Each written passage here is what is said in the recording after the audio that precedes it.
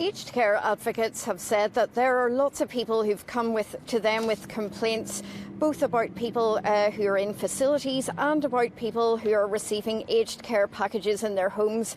But they've said that a lot of these are too worried to speak out. Other people have done written submissions to the Commission locally, but they've been told that they haven't been able to fit into the schedule of hearings in Darwin this week. Robin Burridge is one of those people, and this is her story. Disability advocate Robin Burridge was married to her husband Ron for 45 years. Totally supportive, believed in anything I could do. I was invincible in Ron's eyes. He went into Darwin's Pearl nursing home in 2017 after a stroke and with dementia. Ms Burridge was told by the Aged Care Royal Commission her written submission was put in too late for her to give evidence at its Darwin sittings. She's told the Commission Ron was hurt while lifted incorrectly and that eye and hip injuries went unnoticed. They're obviously very, very, very understaffed. For the owners of this nursing home, it is all about money.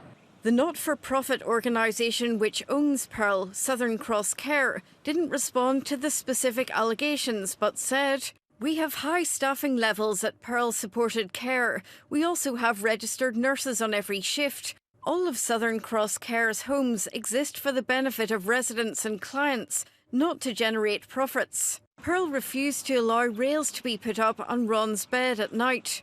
We couldn't get that because it was a policy, so that's why he had several falls out of bed. Pearl has responded by saying, "Mr Burridge received high-quality care and services. We promote a restraint-free environment. This applies to all forms of restraint, including bed rails." Ron's condition deteriorated and he was admitted to hospital in December last year. His just general hygiene was poor.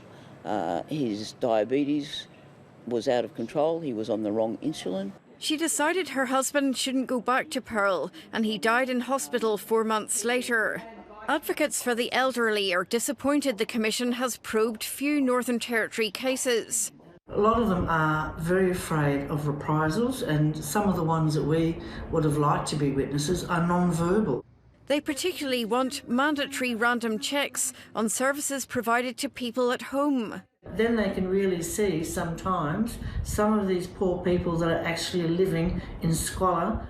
Robin Burridge remains sad about how her husband's full life ended. To have to put him in a nursing home and for him to have the treatment that I saw, I just wonder why we don't introduce euthanasia, quite frankly.